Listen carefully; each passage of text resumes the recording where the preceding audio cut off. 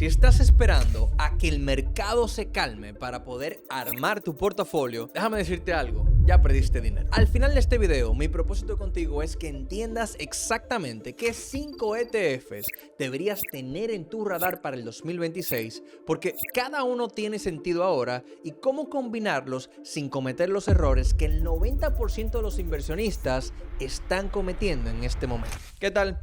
Mi nombre es Winston Cordero y nuevamente estoy acá contigo. Y al cierre del video te voy a mostrar exactamente cómo estructurar estos 5 ETFs en un portafolio que tenga sentido, no solo para ganar dinero, sino para no perderlo cuando todo el mundo esté entrando en pánico. Así que vamos arriba. Estamos en el 2026 y mientras todo el mundo sigue obsesionado con si las magníficas 7 van a seguir subiendo, o con si Bitcoin ya llegó a su techo, o con si Trump va a hundir o salvar la economía, la realidad es otra. Quédate con esto. El mercado no premia las certezas, premia la preparación. ¿Qué está pasando realmente? Primero, el dólar ha perdido fuerza. Los bloques geopolíticos, Occidente, China, Rusia, siguen sin confiar unos en otros. Y cuando eso pasa, ¿qué hacen los inversionistas institucionales? Buscan refugio, oro, Bitcoin, activos reales. Pero eso también significa que el dinero se está concentrando. No todas las tecnológicas van a ganar. Segundo, la inteligencia artificial ya no es hype, es infraestructura. Las empresas que están ejecutando bien están viendo mejoras reales de productividad, pero eso también significa que el dinero se está concentrando. No todas las compañías tecnológicas van a ganar. Tercero, los déficits fiscales siguen descontrolados. Trump acaba de anunciar un aumento del 50% en gasto militar. Europa sigue con problemas estructurales y eso tiene consecuencias directas en donde fluye la liquidez. Este punto es clave. La mayoría de los inversionistas todavía piensan en términos de compro acciones y espero. Pero en el 2026 la pregunta no es si invertir, es dónde y cómo diversificar el riesgo sin diluir el retorno. Por eso, estos 5 ETF no son una lista al azar, son una estructura. Empecemos con el más polémico de todos. Bitcoin. Sí, tuvo un 2025 volátil, hizo máximos históricos y luego corrigió un 35%, pero si algo he aprendido después de años siguiendo este activo es que la volatilidad es la característica, no el error. Ahora, ¿qué dice la data? El market cap, dígase, el valor total de Bitcoin, está aproximadamente en 1.8 trillones de dólares. Parece mucho, ¿no? Pero compáralo con el oro, 31 trillones, o con la plata, 4.5 trillones. Bitcoin todavía tiene un potencial de crecimiento estructural enorme si sigue siendo adoptado como reserva de valor descentralizada. ¿Qué significa esto en términos simples? Que Bitcoin no solamente es una apuesta, ¿no?, a que va a subir mañana, es una apuesta a que en los próximos 5 a 10 años más instituciones, más gobiernos, más fondos soberanos van a querer exposición a un activo que no pueden imprimir, que no controla ningún estado y que está programado para ser escaso. Ahora, ¿por qué al mercado le importa? Porque en el 2025 vimos algo histórico. El IBIT, que es de iShares, se convirtió en el lanzamiento de ETF más exitoso de la historia. ¿Qué significa eso? Que BlackRock, la gestora más grande del mundo, tiene incentivos masivos para que este activo siga siendo relevante. No van a dejar caer su producto estrella. Y esto no es especulación. Luxemburgo ya tiene el 1% de su fondo soberano en Bitcoin. Harvard tiene exposición. Esto ya no es un experimento, es infraestructura financiera. La interpretación aquí es la siguiente. Bitcoin en 2026 no es para timing, es para exposición estratégica. Y la regla clave a la hora de comprar el IBIT es que este es un ETF de especulación, protección. Estoy buscando, en mi caso, tener un 5% de mi portafolio en Bitcoin a través de comprar semanalmente el ETF de IBIT. No lo voy a tener en un wallet, no voy a estar bregando con criptomonedas. Simplemente compro el ETF que me expone al Bitcoin. ¿Ok?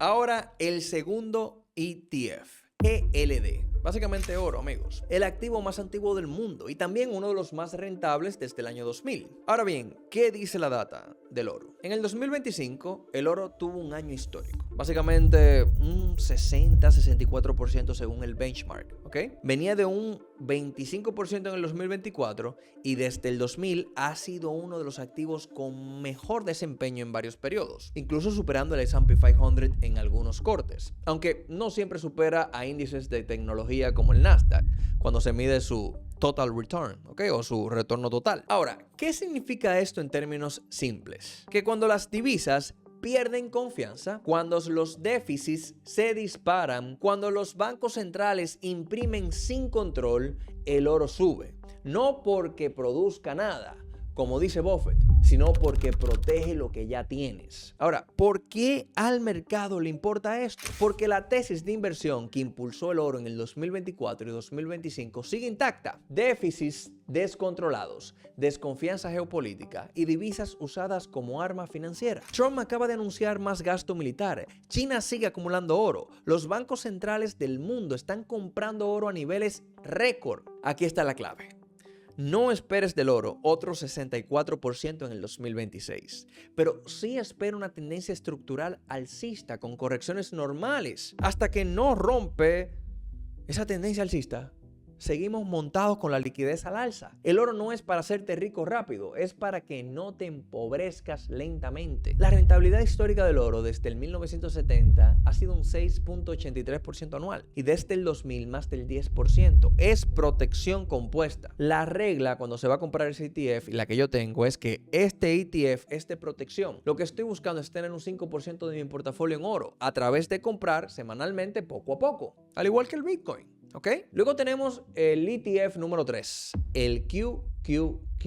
Ese es mi ETF favorito. Aquí entramos en territorio de crecimiento puro, el Nasdaq 100 o el Nasdaq 100. Ahora, ¿qué dice la data del QQQ?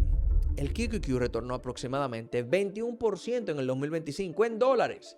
Pero si miramos el largo plazo, desde el 2010, el Nasdaq 100 ha tenido retornos anualizados de más del 18%. $10,000 invertidos en el 2010, hoy fueran más de 100,000. Multiplicaste tu dinero 10 veces en 16 años. ¿Por qué? Porque este ETF tiene a Apple, Amazon, Microsoft, Nvidia, las empresas que dominan la economía digital y ahora la revolución de la inteligencia artificial. Ahora, ¿qué significa esto en términos simples? Que si crees que la inteligencia artificial va a seguir transformando la productividad empresarial, el Nasdaq 100 es tu vehículo. No necesitas apostar por una empresa específica. Invierte en el ecosistema completo. ¿Por qué al mercado le importa esto? Porque las ganancias de las magníficas 7 han crecido 2 a 3 veces más rápido que el resto del S&P 500 en los últimos 5 años. Eso no es burbuja, es ejecución. Ahora, ¿significa que van a seguir subiendo al mismo ritmo? No necesariamente. Pero si crees en la adopción masiva de la inteligencia artificial, aquí es donde está el capital. La regla clave con este ETF es que este es el core. Básicamente yo tengo de 20 a 30% de mi portafolio en el QQQ. Es volátil, pero yo tolero esa volatilidad. El cuarto ETF es SMH, semiconductores, amigos. Bravo, ¿no? La infraestructura invisible de todo. ¿Qué dice la data? La inteligencia artificial no funciona sin chips. Los autos eléctricos no funcionan sin chips. Los centros de datos, los teléfonos, los drones militares, todo necesita semiconductores. Nvidia, TSMC, AMD, Intel. El SMH te da exposición concentrada a las empresas que literalmente fabrican el futuro. Ahora, ¿qué significa esto en términos simples? Que si la inteligencia artificial es el motor, los semiconductores son el combustible. Sin ellos, no hay revolución tecnológica. ¿Ok? Ahora, ¿por qué al mercado le importa? Porque los gobiernos están compitiendo por dominio tecnológico. Estados Unidos acaba de invertir miles y miles de millones de dólares en traer manufactura de chips de vuelta a los Estados Unidos. China está haciendo lo mismo, Europa también. Esto no es solo crecimiento empresarial, es estrategia geopolítica. Ahora, importante, este ETF es volátil, es cíclico, pero si estás dispuesto a aguantar las oscilaciones, es una apuesta directa al corazón de la economía digital. La regla clave que tengo con este ETF es la siguiente: es un ETF de crecimiento. Yo tengo aproximadamente el 30% de mi portafolio en compañías de semiconductores, no necesariamente en SMH, ¿ok? Ahora, el ETF número 5, SPMO. Y cerramos con algo que es totalmente diferente. Momentum. ¿Qué dice la data? El SPMO no invierte en las 500 empresas del S&P 500. Invierte solo en las 100 que tienen el mayor momentum de precio en los últimos 6 a 12 meses. Es decir, invierten en lo que está funcionando ahora. ¿Qué significa esto en términos simples? Que en mercados alcistas el momentum tiende a perpetuarse. Las empresas que suben siguen subiendo y este ETF captura esto de forma sistemática. ¿Por qué al mercado le importa? Por lo siguiente, en el 2025 y lo que llevamos del 2026, el momentum ha estado del lado de las tech, de la defensa, de la energía. Y este ETF te permite rotar automáticamente hasta donde está fluyendo la liquidez. Mi regla de oro es la siguiente. Este ETF es táctico, lo uso cuando creo que el mercado va a seguir subiendo y quiero capturar ese impulso extra sin apostar a un sector específico. Ahora bien, nada sube para siempre, así que hablemos de escenarios. El escenario A. Continuamos con el bull market, el mercado alcista. Probabilidad 50-55%. ¿Qué tendría que pasar?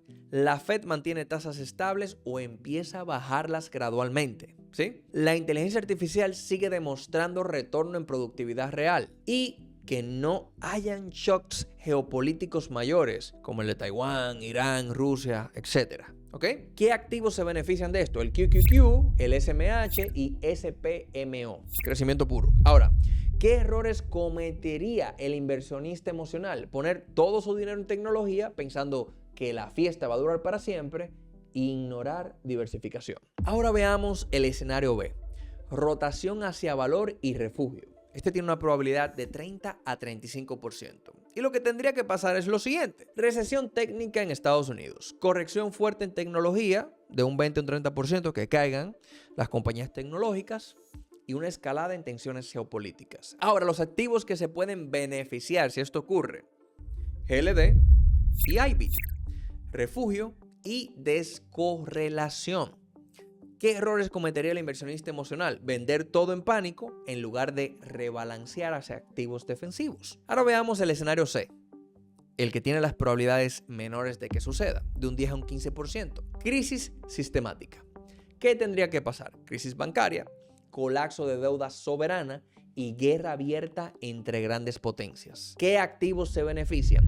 GLD, Cash, tal vez IBIT, si mantiene su narrativa de refugio descentralizado, el Bitcoin, y los errores que pudiera cometer el inversionista emocional es no tener nada de oro o Bitcoin antes de que pase. Intentar comprar en plena crisis cuando los spreads estén altísimos. Ahora, ¿qué sucede, amigos? Recuerda siempre, ¿qué errores pudiera cometer el inversionista emocional? No tener exposición a oro, no tener exposición a Bitcoin y esperar un gran crash para empezar a comprar, ¿ok? Cuando quizás no suceda, porque todo es probabilidad. Amigos, el mercado no premia certezas, premia preparación. Por eso, no apuestas a un escenario, te preparas para todos. Eso es lo que hace un inversionista que persigue la liquidez. Esto me recuerda más a la fecha entre el 2003 y el 2007 que al 1999 al 2000. Me acuerda más a lo que sucedió antes del 2008 a lo que sucedió en plena .com. Cuando explotó la burbuja, el Nasdaq cayó más de un 70%. En el 2026, las empresas tecnológicas sí tienen ganancias. Por ejemplo, Apple genera más cash flow que países enteros. Nvidia está vendiendo palas en la fiebre del oro de la inteligencia artificial. Eso no significa que no pueda haber correcciones, pero sí significa que la base ahora es más sólida. Piénsalo como el oro en los años 70. Durante años, todo el mundo decía, ya es muy caro, pero la tesis estructural, inflación, pérdida de confianza en el dólar, seguía intacta y el oro subió por décadas.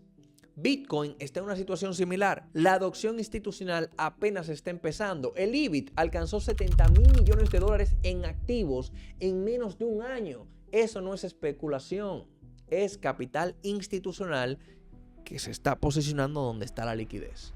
Yo no suelo hablar de Bitcoin en este canal, no suelo hablar del oro, casi siempre me enfoco en acciones y ETF. Y hoy te traje diferentes ETF que te dan exposición a estos instrumentos o a estos activos. Y estoy trayendo estos activos a la conversación porque mientras más pasa el tiempo, más me voy dando cuenta que todo nuestro capital casi siempre debe de estar completamente invertido y al mismo tiempo diversificado. Bueno amigos, ya tienen el contexto, ya entienden los escenarios. Ahora vamos a hablar de cómo los uso. Yo tengo un perfil de inversión medio agresivo, ¿ok?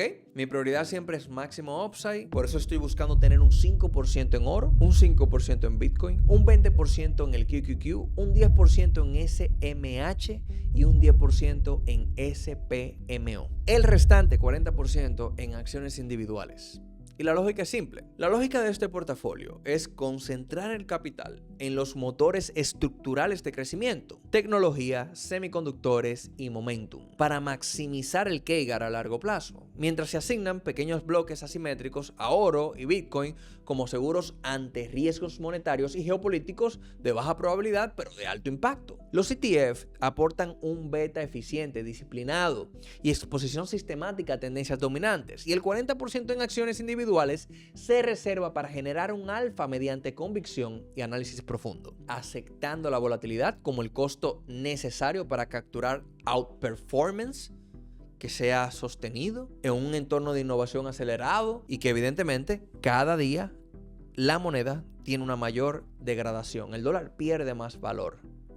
Ahora, ¿qué yo no haría? No pondría todo en un solo ETF, ni siquiera si es el QQQ, aunque por mucho tiempo lo hice en el pasado. No intentaría hacer timing del mercado. No vayas a comprar los 5 ETF con todo tu capital, ni todo lo que vayas a invertir en ellos. Como yo lo hago, es que si creo en un activo, voy comprando poco a poco, dollar cost average. Voy comprando semanalmente y dejo que mi dinero trabaje por mí. De igual manera, no pusiera ni un peso de inversión que vaya a necesitar en menos de 3 a 5 años. En nada lo pusiera, ¿ok? Así que vamos a recapitular. 3 cosas que debes de recordar. Número 1, el oro y Bitcoin no son competidores, son complementarios. Uno tiene 5.000 años de historia, el otro tiene 15 años y está programado para ser escaso. Ambos protegen contra la misma cosa, la pérdida de confianza en dinero fiduciario, ¿ok? 2, la inteligencia artificial no es hype, es infraestructura, pero no todas las empresas van a ganar. Por eso inviertes en índices como el QQQ o el SMH, no en acciones individuales, si no sabes invertir en acciones individuales. 3, el momentum funciona hasta que deja de funcionar. Úsalo tácticamente, no como pilar central de tu cartera. El mercado, amigo mío, no está en tu contra. Está estructurado alrededor de la liquidez y transfiere capital de quienes reaccionan al ruido hacia quienes entienden y siguen el flujo del dinero. Un portafolio que esté bien construido no persigue titulares ni precios diarios, se posiciona donde la liquidez estructural entra y se mantiene. Si configuras tu portafolio con esa lógica, lo revisas trimestralmente, no a diario, rebalanceas cuando un activo ya absorbió gran parte de la liquidez y se sobreextiende, y aceptas que la volatilidad es simplemente el peaje para capturar retorno, entonces no estás apostando. Estás usando el mercado como un sistema de transferencia de riqueza a tu favor. Y esa diferencia, sostenida en el tiempo, es la que realmente cambia los resultados. Ahora te pregunto, ¿en cuál de estos 5 ETFs te sientes más cómodo invirtiendo y por qué? Déjame en los comentarios, leo todos y respondo a los que aportan estrategia, no solamente opinión. Y si este video te ayudó a ver las cosas con más claridad, compártelo con alguien que necesite dejar de procrastinar con su dinero. Amigos, nos vemos en el próximo episodio. Y recuerda, no pares hasta ser libre. Dios te bendiga abundantemente.